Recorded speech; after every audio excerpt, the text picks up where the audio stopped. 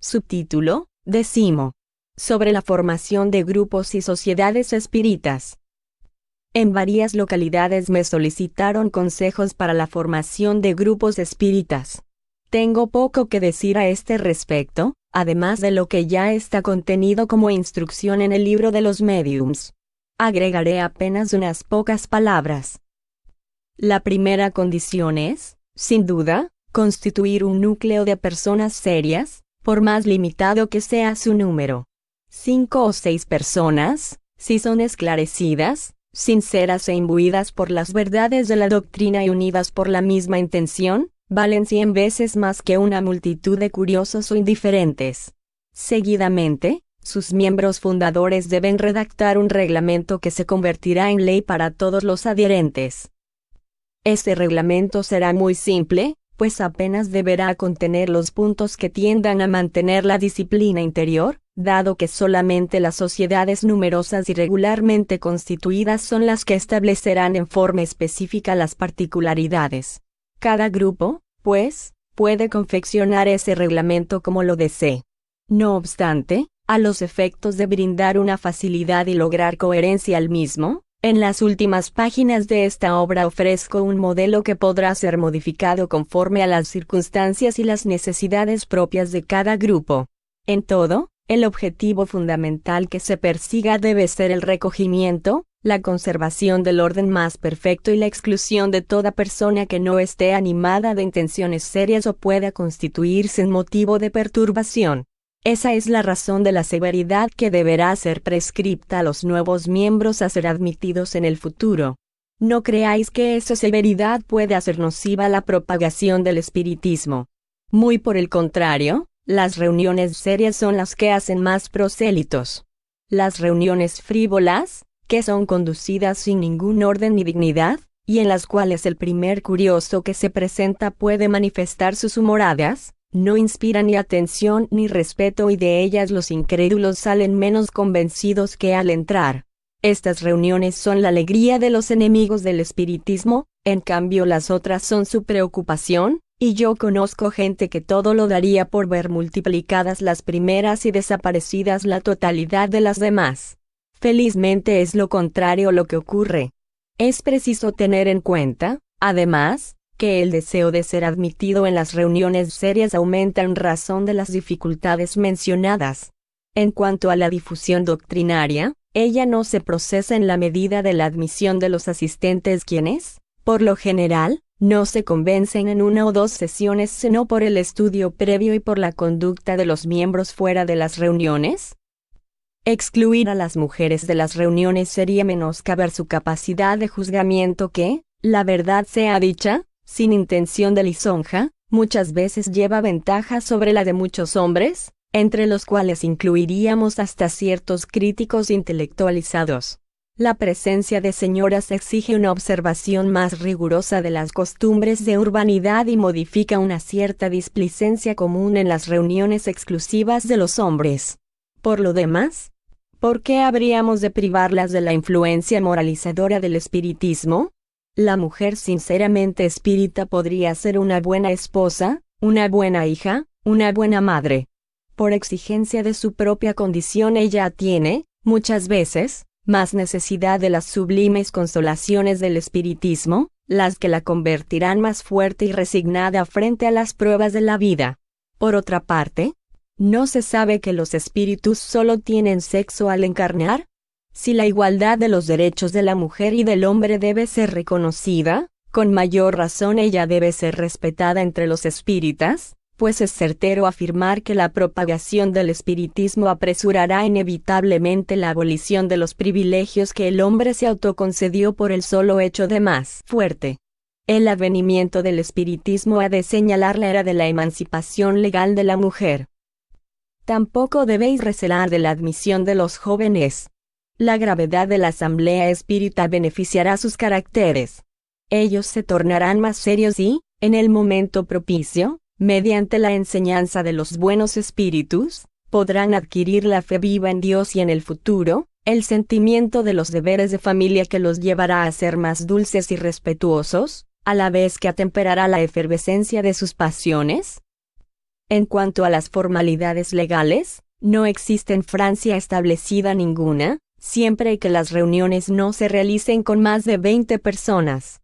Las reuniones regulares y periódicas que cuenten con un número mayor al señalado deben ser autorizadas, y ello a pesar de la tolerancia que no puede ser tenida por un derecho que la mayoría de los grupos espíritas goza en razón de su carácter pacífico, exclusivamente moral y, por sobre todo, teniéndose en cuenta que no constituyen asociaciones mediante el nucleamiento de afiliados.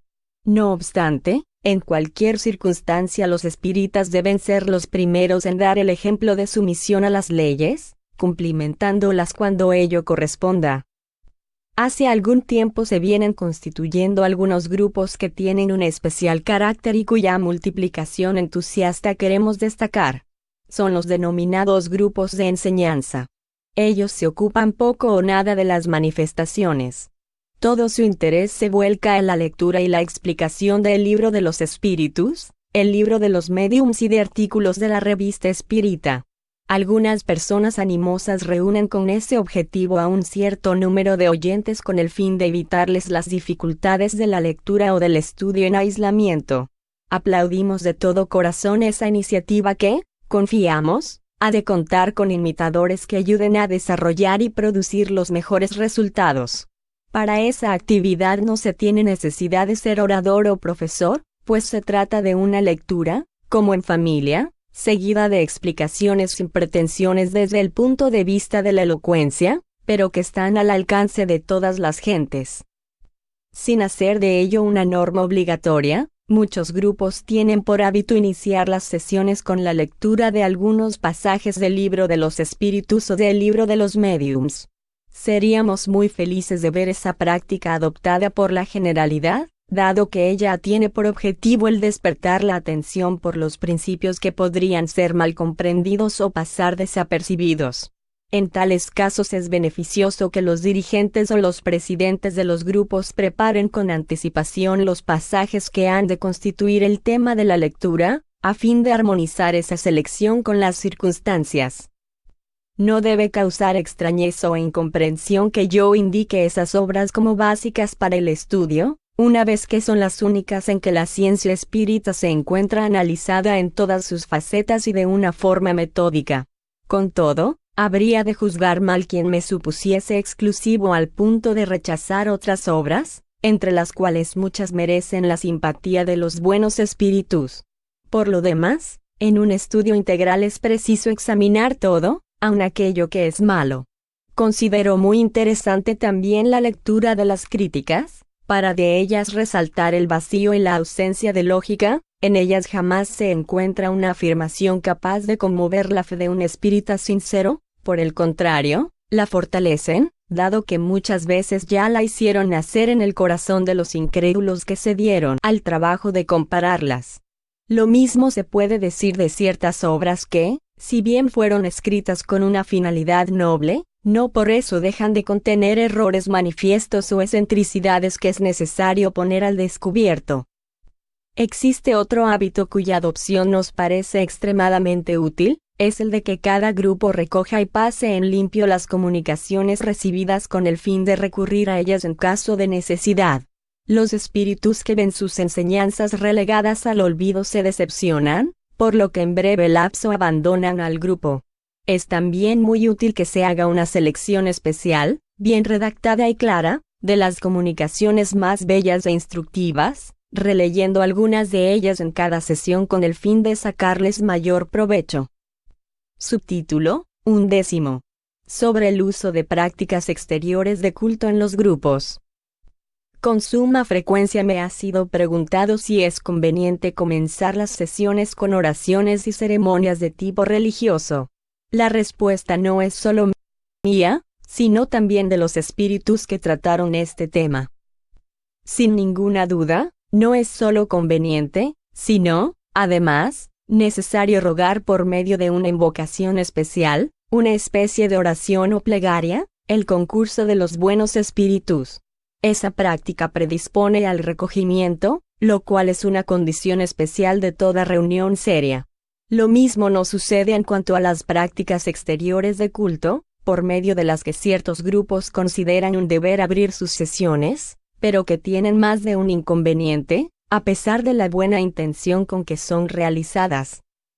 Todo en las reuniones espíritas debe suceder religiosamente, esto es, con gravedad, respeto y recogimiento. Pero es preciso no olvidar que el espiritismo se dirige a todos los cultos. Por consiguiente, él no debe adoptar las formalidades de ninguno en particular. Sus enemigos ya fueron muy lejos en su intención de presentarlo como una secta nueva, buscando con ello un pretexto para combatirlo. Es preciso, pues, no fortalecer esa opinión con el empleo de rituales, de los que aquellos no dejarían de sacar partido diciendo que las asambleas espíritas son reuniones de protestantes, cismáticos, etc. Por lo demás, sería una leviandad suponer que esas fórmulas tiendan a reconciliar a ciertos antagonistas. El espiritismo, formulando un llamado a los hombres de todas las creencias para unirlos bajo la égida de la caridad y de la fraternidad, así como acostumbrándolos a mirarse como hermanos, cualquiera sea su manera de adorar a Dios, no debe herir la convicción de nadie con el empleo de prácticas o ceremonias rituales de ningún culto. Son pocas las reuniones espíritas, por reducidos que sean los grupos, que no cuenten, sobre todo en Francia, con miembros o asistentes pertenecientes a distintas religiones. Si el espiritismo se colocara abiertamente del lado de una de ellas, alejaría a las demás. Ahora bien, como hay espíritas en todas, asistiríamos a la formación de grupos católicos, judíos o protestantes que perpetuarían el antagonismo religioso, que es misión del espiritismo abolir. Esta es, además, una de las razones por la cual es conveniente abstenerse de discutir en las reuniones sobre dogmas particulares, pues ello, sin ninguna duda, afectaría a ciertas conciencias. En cambio, las cuestiones morales competen a todas las religiones y a todos los países. El espiritismo es un terreno neutro en el cual todas las opiniones religiosas se pueden encontrar y estrechar las manos. En cambio, la controversia podría originar la desunión. No olvidéis que la desunión es uno de los medios a través del cual los enemigos del espiritismo intentan atacarlo. Y es con ese fin que ellos inducen a ciertos grupos a ocuparse de cuestiones irritantes o comprometedoras con el pretexto astuto de que no se debe ocultar la luz. No os dejéis atrapar por esa trampa. Los dirigentes de grupos deben ser firmes en rechazar todas las sugerencias de este género, si es que no quieren ser cómplices de esas turbias maquinaciones. El empleo del aparato exterior del culto tendría idéntico resultado, el cisma entre los adeptos. Unos opinarían que no son lo suficientemente empleados, al paso que otros dirían que lo son con exceso. Para evitar ese inconveniente tan grave, aconsejamos la abstención de cualquier plegaria litúrgica, sin excepción, incluso la de la oración dominical, por más bella que sea. Como para formar parte de un grupo espírita no se exige a nadie abjurar de su religión, permítase que cada uno haga mentalmente la oración que más le plazca y juzgue acertada. Lo importante es que no haya nada de ostensivo y, en especial, nada de oficial. Lo mismo se puede decir con relación a la señal de la cruz, al hábito de ponerse de rodillas, etc. Sin esta línea de conducta neutra no se podría impedir, por ejemplo, que un musulmán, integrante de un grupo espírita, se prosternara y colocara el rostro contra la tierra, recitando en voz alta la fórmula sacramental: solo hay un Dios y Mahoma es su profeta. Ese inconveniente no existe cuando las oraciones son realizadas por cualquier persona, en forma independiente a todo culto particular. Después de lo manifestado, creo innecesario destacar lo ridículo que quedaría hacer repetir a coro a toda una asamblea una plegaria o fórmula cualquiera, como ya alguien me informó haber visto. Por otra parte, debe quedar bien entendido que lo expresado no se aplica sino a los grupos y sociedades integrados por personas extrañas unas a las otras, y no a las reuniones íntimas de las familias, en las cuales, naturalmente, cada persona es libre de actuar como lo entiende más acertado, dado que en esos ambientes no se corre el riesgo de ofender las ideas de nadie.